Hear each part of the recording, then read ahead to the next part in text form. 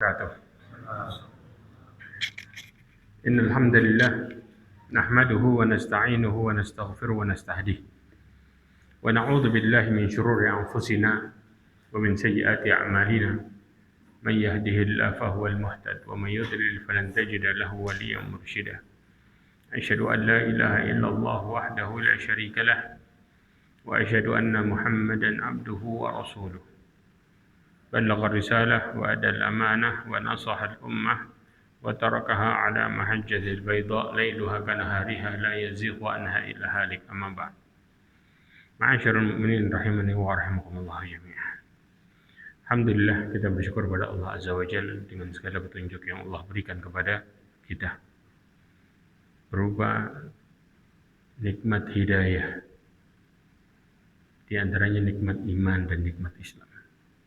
Salawat dan salam kepada Nabi Muhammad sallallahu alaihi wasallam, khairul anbiya'i wal mursalin, sebaik nabi dan sebaik rasul.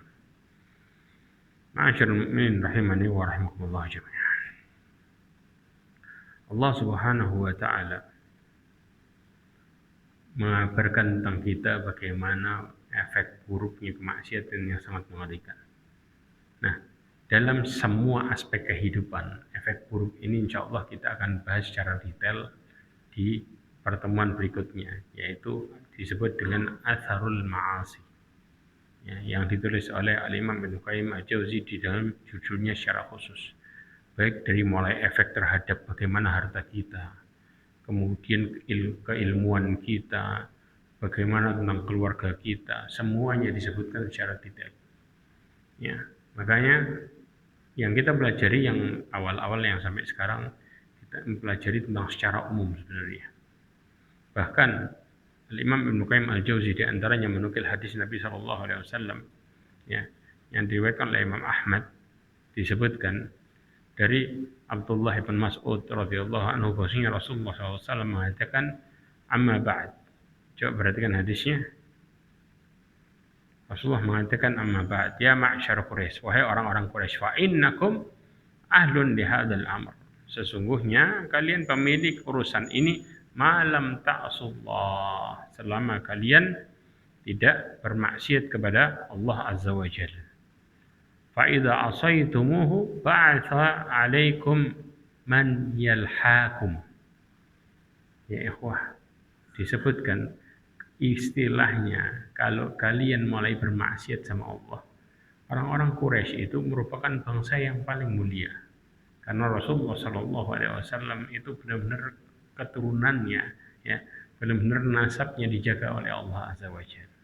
Nah, kemuliaan seseorang itu bukan sekedar dari nasab, tapi inti kemuliaan bagaimana kemudian bertakwa kepada Allah Azza wa Jalla.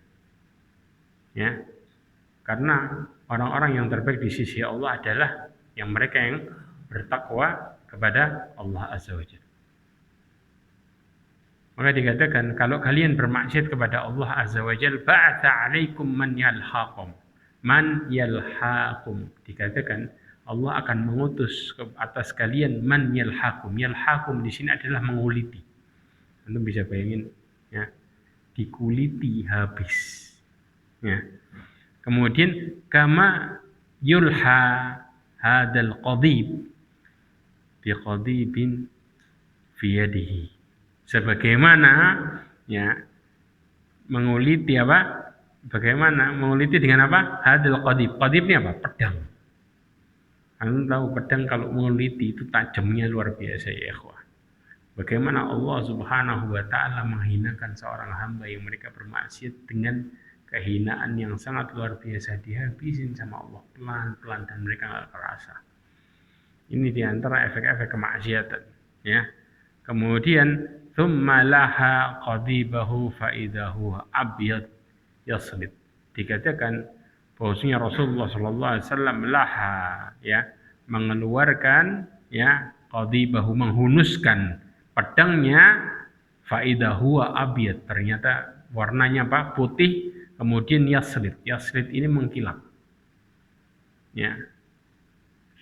Maka Rasulullah SAW memberikan contoh dengan pedangnya.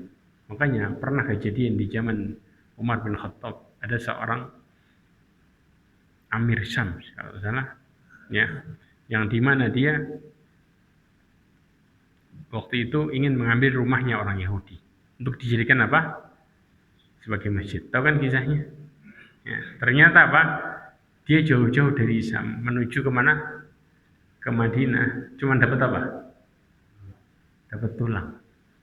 Ya. Dia datang, dia pikir Umar bin Khattab itu punya istana yang megah luar biasa. Orang-orang cuma mengatakan apa? Kalau mau ketemu nanti lurus ya. Ketemu ada orang yang pegangan ya dengan tongkatnya di bawah apa? Pohon. Sedang duduk. Subhanallah, bagaimana kemudian begitu luar biasanya Umar bin Khattab. Sampai di sana melihat orang yang menguasai sepertiga dunia kayak gini. Subhanallah.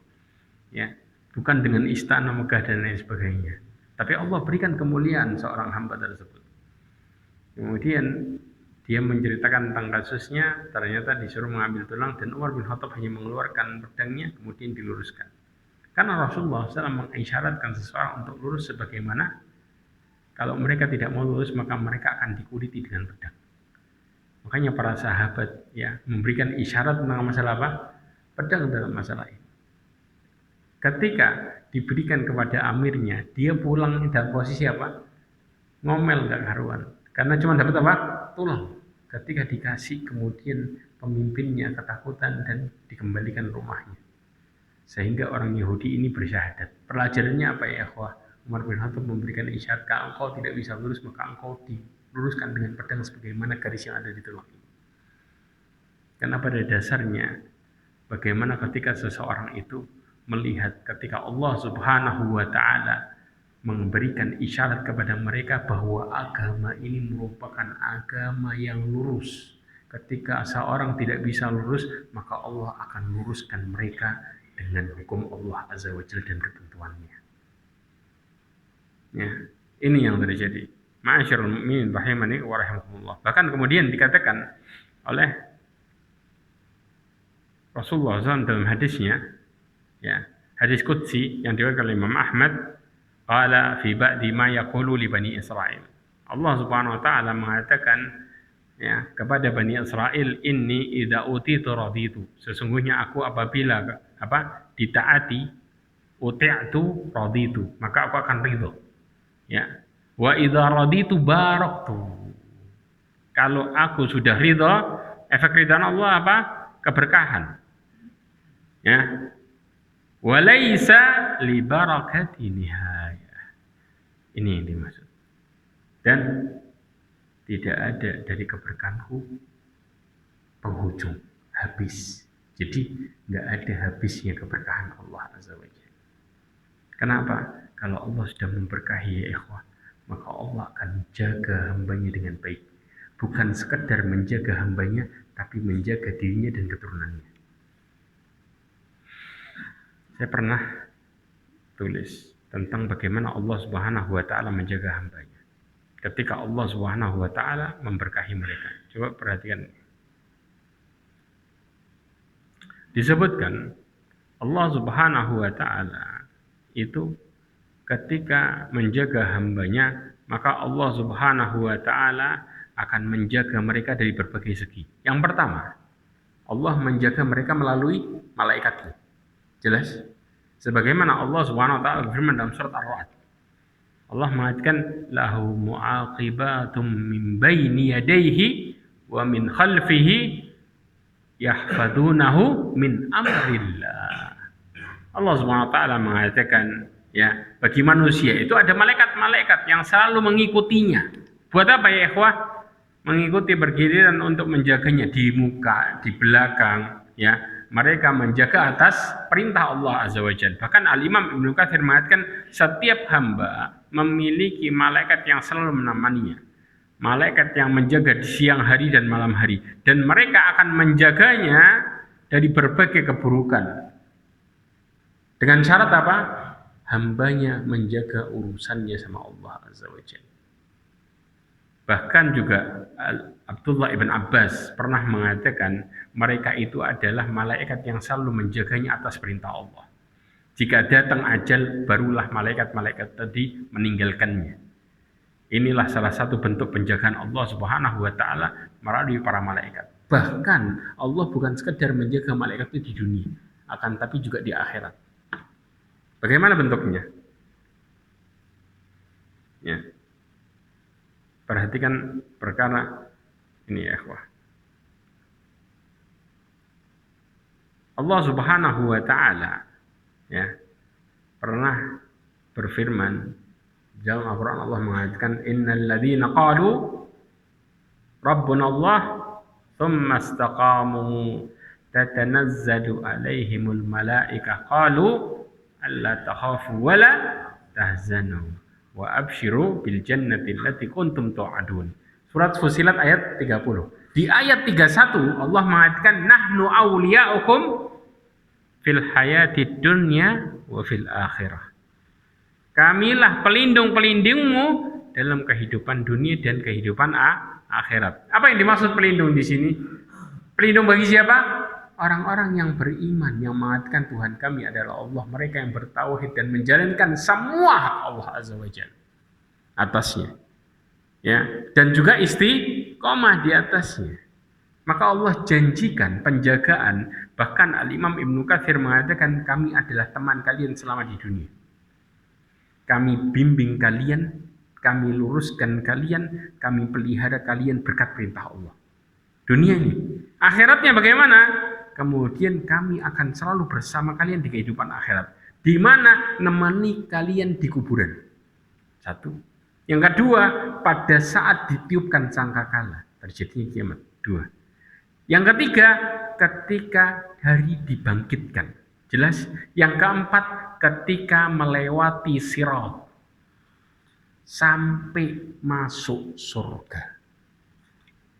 Ini gimana Allah jaga manusia lewat para malaikatnya. Bukan sekedar dunia toh, tapi sampai ke akhirat. Syaratnya apa?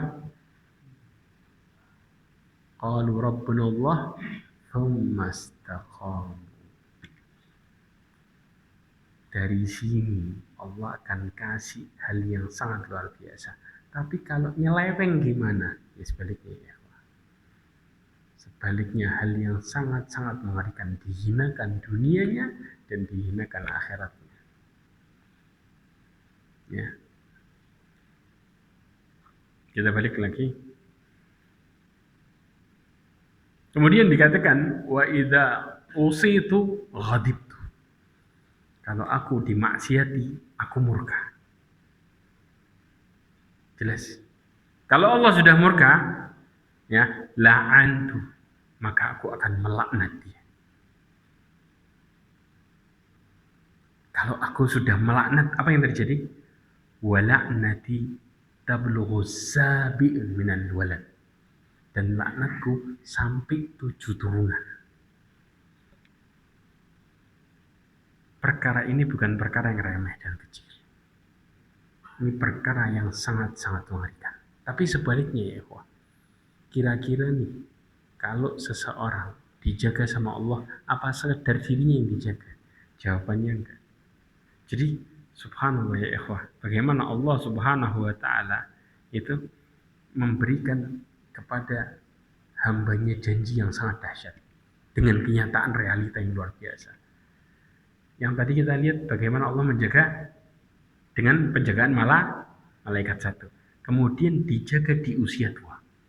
Karena taat di waktu muda. Dari mulai muda taat, maka Allah juga menjaganya sampai di usia tua. Apa dalil yang menjadikan seseorang itu ya mereka taat semenjak di usia muda? Allah Subhanahu wa taala berfirman, "Laqad khalaqnal insana fi ahsani taqwim." Al-Imam Ibnu Qutaibah menjelaskan di dalam Zadul Masir ya. Tsumma radadnahu asfala safirin illa alladziina amanu, kecuali orang-orang yang beriman. Maksudnya Imam Qutaibah mengatakan orang-orang yang beriman semenjak waktu mudanya. Di saat waktu mereka semangat beramal sehat, maka mereka melakukan amal solehnya. Maka di waktu tuanya, ya tidaklah berkurang amal mereka, walaupun mereka tidak mampu melakukan amal ketaatan tersebut di saat tua. Pertanyaannya, Gimana caranya nggak berkurang? Ada yang tahu? Enggak. Maksudnya Allah menghitung kenapa amalnya disebut tidak berkurang. Ada yang paham enggak? Asal masa muda kan kuat tuh. Banyak kan amalannya? Oke. Kemudian dikatakan di waktu tua, ya, sakit-sakitan kan? Betul enggak? Lemah kan? Tapi dikatakan tidak akan berkurang. Tahu caranya gimana? Rasulullah Shallallahu Alaihi Wasallam mengatakan di dalam hadisnya tentang permasalahan ini. Perhatikan hadis ini baik-baik. Maka jangan pernah remehkan orang-orang yang mereka istiqomah di atas ketaatan. Karena pada dasarnya mereka adalah orang-orang yang beruntung sebenarnya dan gak akan pernah berkurang amalnya sama sekali.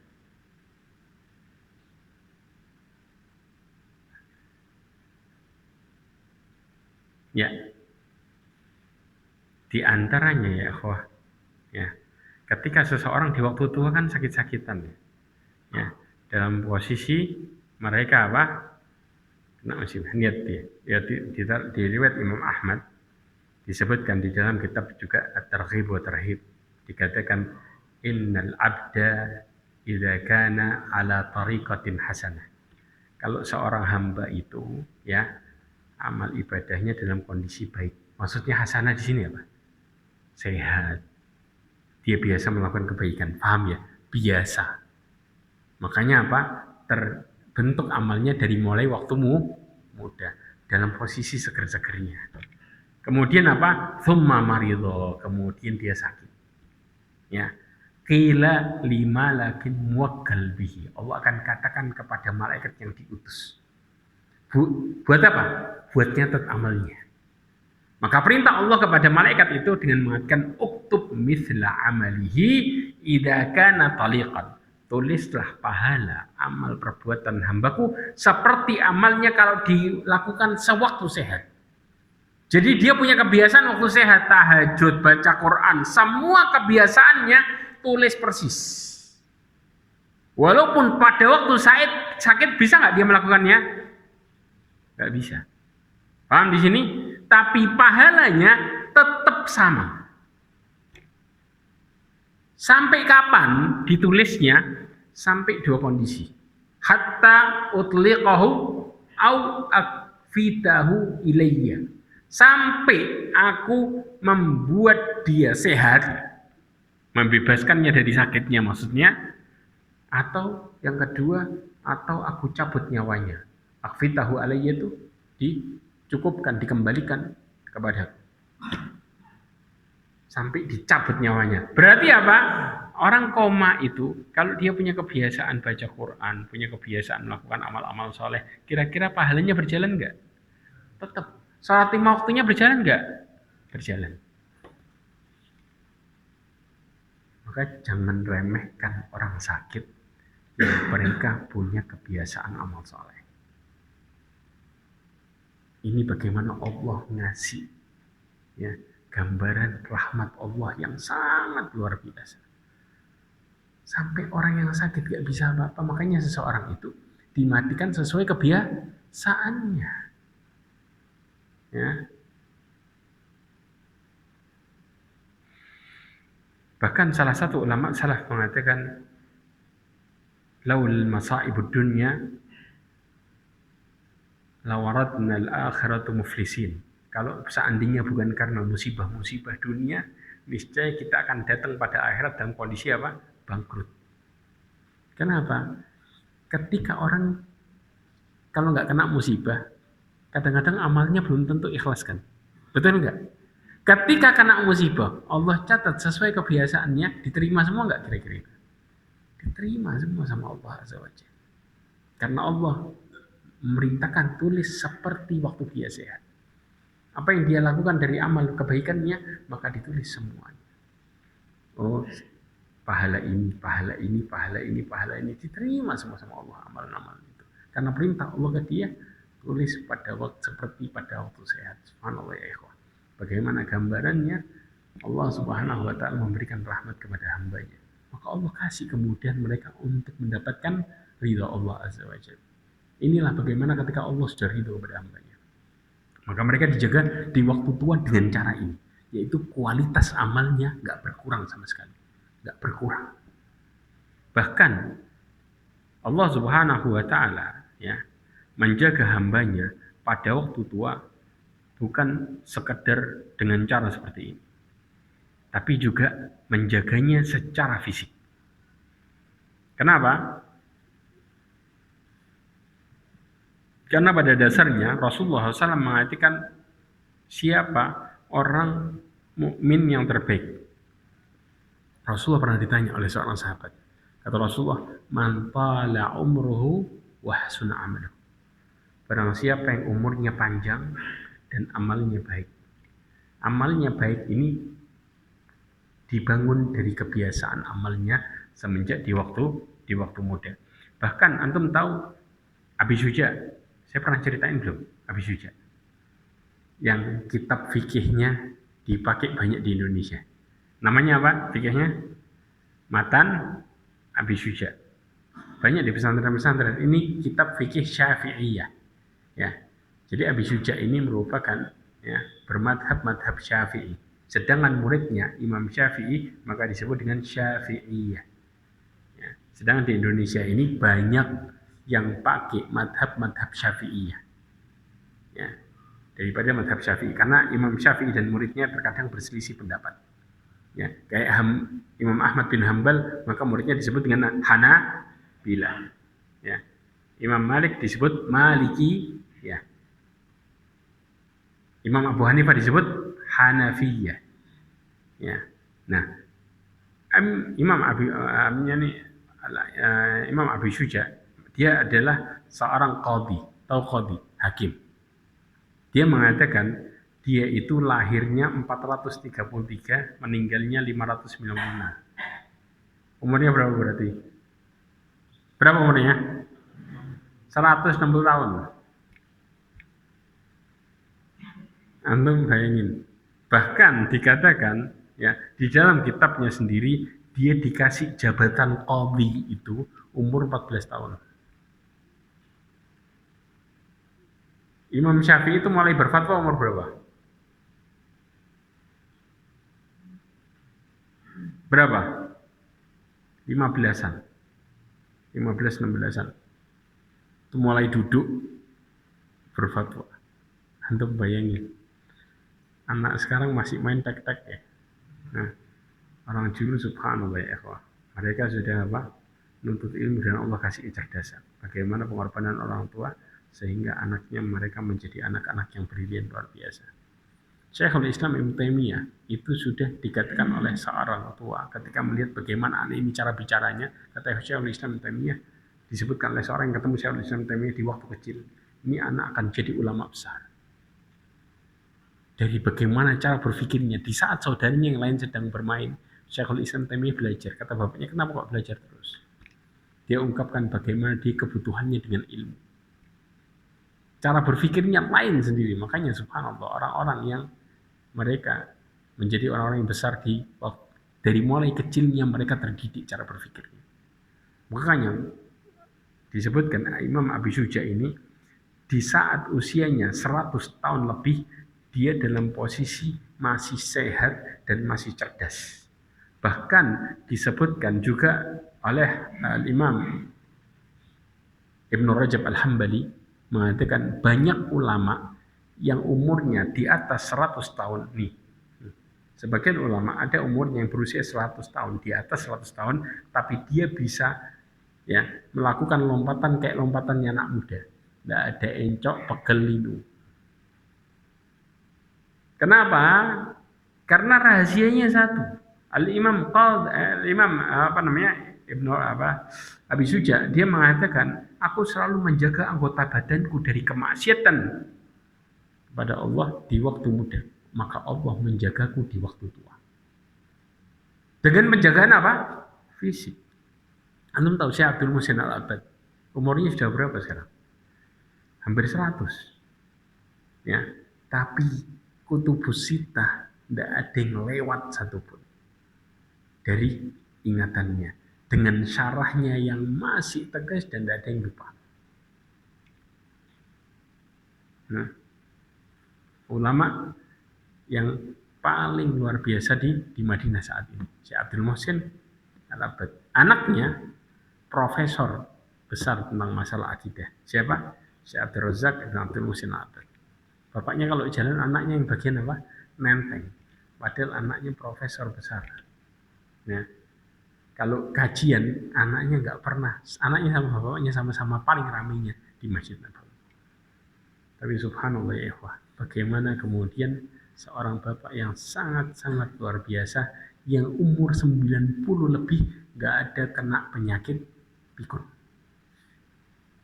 Inilah realita bagaimana Allah menjaga apa? Hambanya di waktu tua dari segi fisik.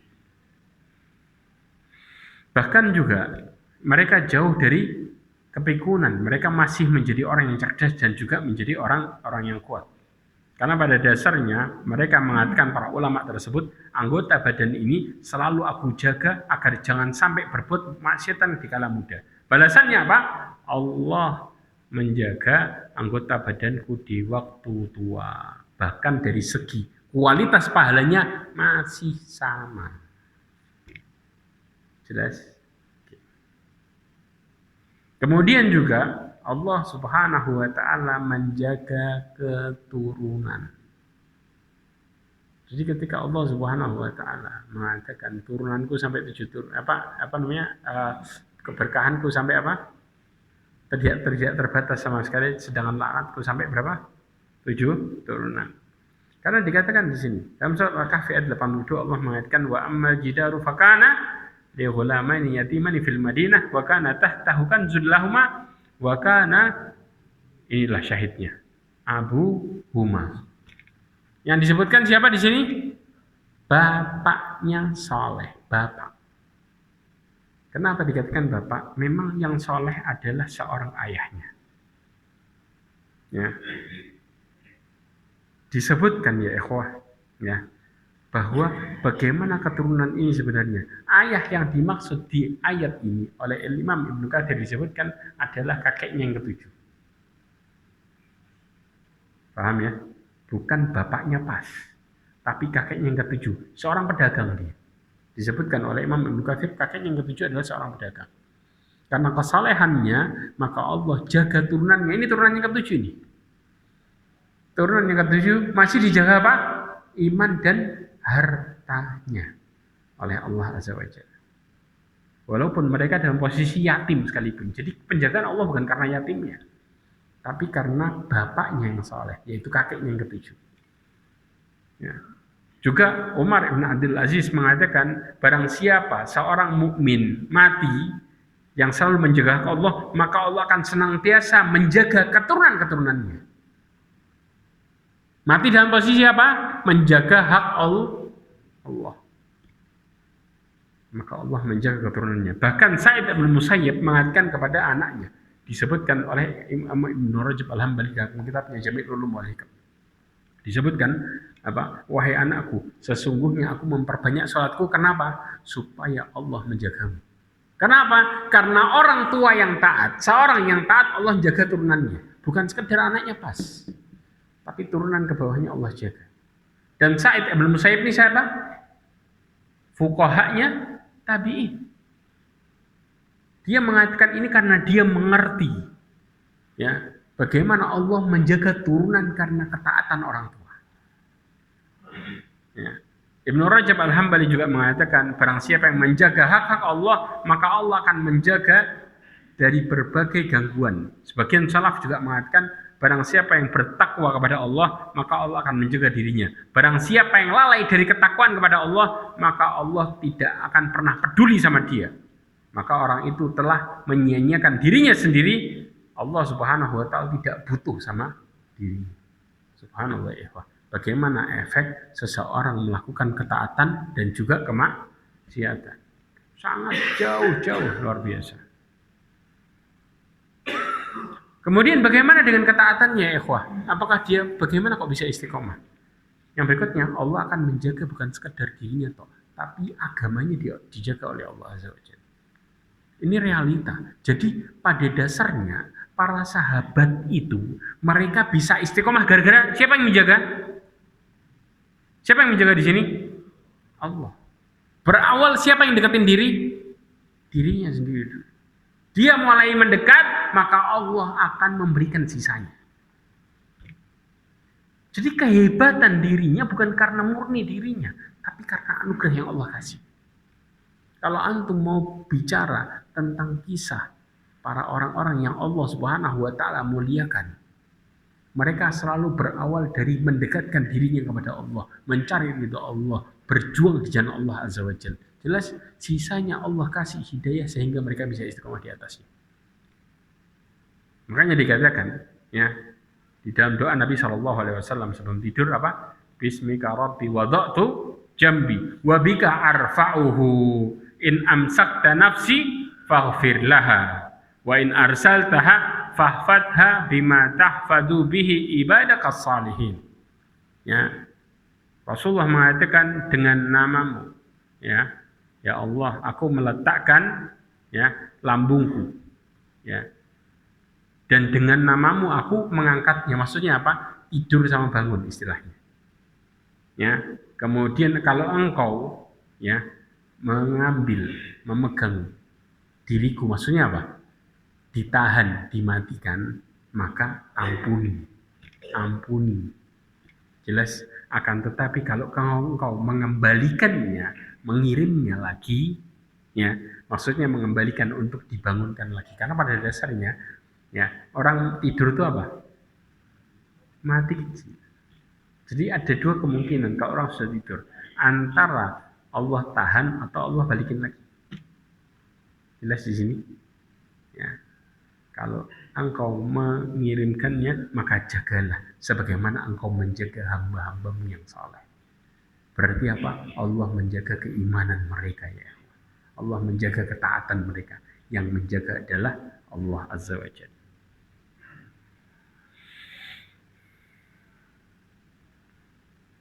Makanya terutama ada peringatan juga bagi orang-orang yang sudah tua. Tua ini apa? Nggak ada ampun bagi umur berapa? 60 ke atas. Nggak ada kata-kata saya tidak tahu. Jelas. Masalah apa di sini? Masalah apa? Berkaitan dengan apa agama? Amalan-amalan yang wajib dan larangan-larangan yang haram yang dijelaskan secara jelas. Jelas di sini. Jadi nggak ada lagi udzur mengatakan saya masih awam. Umur berapa? 60 tahun ke atas nggak ada maaf lagi. Kenapa? Kata Allah SWT, bukankah aku sudah memanjangkan umurmu dengan waktu yang cukup? Makanya Rasulullah SAW mengatakan dalam hadis yang diriwayatkan Imam Bukhari, a'darallahu ila mri'in akhara ajalahu hatta balaghahu sittina sana. Ya, Allah memberikan udzur kepada seseorang yang diakhirkan ajalnya hingga sampai berapa? 60 tahun. Kalau sudah 60 tahun ke atas ada udzur? Enggak ada sama sekali. Al-Hafidz Ibnu Hajar mengatakan wal makna artinya apa? Annahu lam yabqa lahu i'tidar. Ka'ayyakul law muaddali fil ajal la fa'altu ma umirtu bihi. Dikatakan bahwa tidak ada lagi baginya i'tidar, udzur mengatakan kalau seandainya aku dipanjangkan ajalku, maka aku akan melakukan apa yang Allah perintahkan. Tidak ada lagi ngomong kayak gitu. Sudah nggak ada maaf. Ya. Wa idza lam yakun lahu udrin fi tarki ta'ah ma tamakkunihi minha bil umri alladhi hasala lahu fala yanbaghi lahu hina idin illa istighfar wa ta'ah wa iqbalil al-akhirah bil kulliyah. Ada 3 hal yang harus dia pikirkan. Dikatakan kalau ya nggak mungkinkan lagi untuknya udzur ya. Jadi nggak ada lagi udzur dalam apa? Meninggalkan ketaatan. Sedangkan dia mampu untuk melakukan di umur yang Allah kasih, maka di saat itu mereka tidak boleh lagi. Bagaimana cara menyelesaikannya? Kecuali mereka harus apa? Beristighfar kepada Allah, banyak-banyak minta ampun, kemudian apa? Melakukan ketaatan dan mempersiapkan diri menuju kepada akhirat secara total. Ya. Makanya Allah Subhanahu wa taala memerintahkan Rasulnya menutup akhir hidupnya dengan cara apa? Ada dua perintahnya. Dan ada di dalam Al-Qur'an. Tutup dengan apa? Apa? Dan itu ada di bacaan sholat. Ada di bacaan sholat. Doanya sama. Rukuk sama sujud. Apa doanya? Ya, itu dia. Allah merintahkan untuk memperbanyak tasbih dan istighfar di akhir hidup. Jelas ini?